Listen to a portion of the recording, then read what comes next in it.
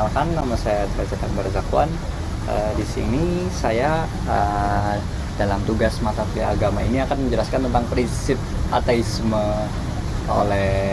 sesuai dengan tema yang diberikan oleh dosen tercinta saya. Oke,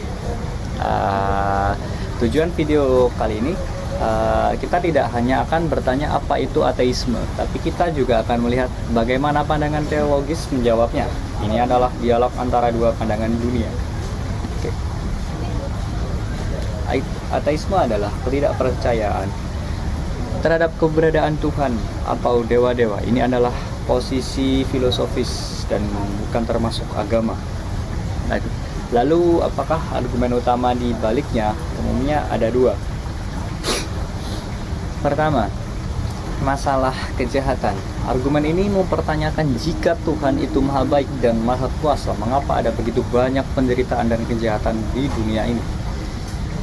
Kedua, kurangnya bukti empiris. Bagi seseorang ateis, klaim supernatural tentang Tuhan tidak dapat dibuktikan secara ilmiah atau fisik, sehingga kita tidak bisa terima sebagai kebenaran.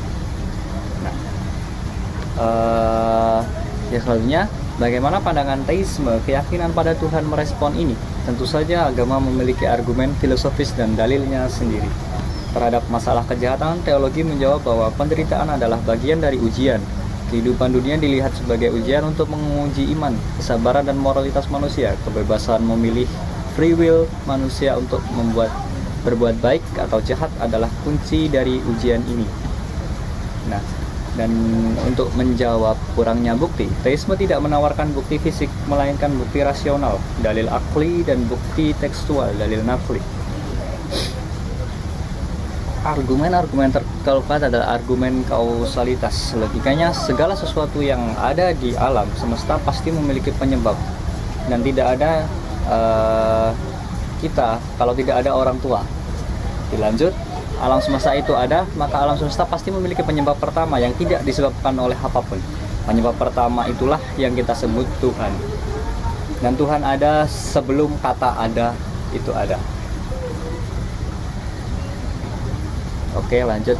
Logika kausalitas ini didukung oleh dalil naqli, salah satu yang paling akurat dan filosofis, yaitu yang ada di Al-Quran, yang ada di Quran.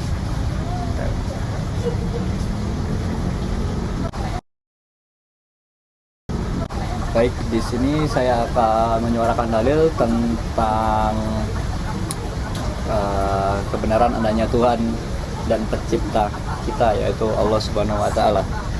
Lanjut. Bismillahirrahmanirrahim. Qul limanil ardu wa man fiha in kuntum ta'lamuna sayaquluna lillahi qul afala tadhakkarun. Qul mar'u rabbus samawati sab'i wa mar'u rabbul arsyil azim sayaquluna lillah qul afala tattaqun.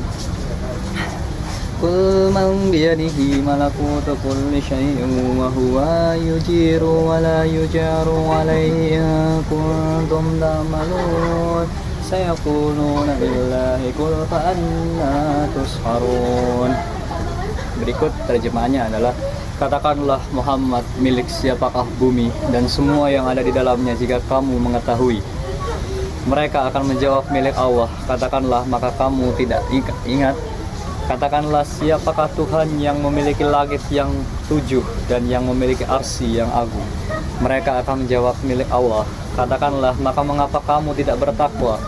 Katakanlah, siapakah yang di tangannya berada kekuasaan segala sesuatu? Dia melindungi dan tidak ada yang dapat melindungi dari azabnya jika kamu mengetahui. Mereka akan menjawab, milik Allah. Katakanlah, kalau demikian maka bagaimana kamu sampai tertipu? Oke. Nah, ayat itu tadi secara brilian menantang logika. Mustahil sesuatu ada dari ketiadaan dan mustahil sesuatu menciptakan dirinya sendiri, maka pasti ada sang pencipta. Terakhir, tentang moralitas. Jika ateis tidak percaya Tuhan, dari mana moralitas mereka? Mereka mengandalkan humanisme sekuler, akal budi, dan empati untuk menciptakan masyarakat yang baik. Sementara dalam teisme, moralitas bersifat mutlak karena bersumber dari wahyu Tuhan. Ada standar yang jelas tentang apa yang benar dan salah. Pada akhirnya ateisme dan teisme memberikan jawaban yang sangat berbeda untuk pertanyaan terbesar dalam hidup, dari mana kita berasal dan bagaimana kita harus hidup. Oke. Nah, jadi kita telah melihat bahwa eksistensi Tuhan bukanlah keyakinan yang buta. Ia didukung oleh logika sebab akibat, logika desain, dan ditegaskan oleh wahyu itu sendiri. Lah, memahami dalil-dalil ini bukan hanya untuk berdebat, tetapi untuk memperkuat fondasi keimanan kita. Nah, sekian video dari saya. Kurang lebihnya mohon maaf. Terima kasih.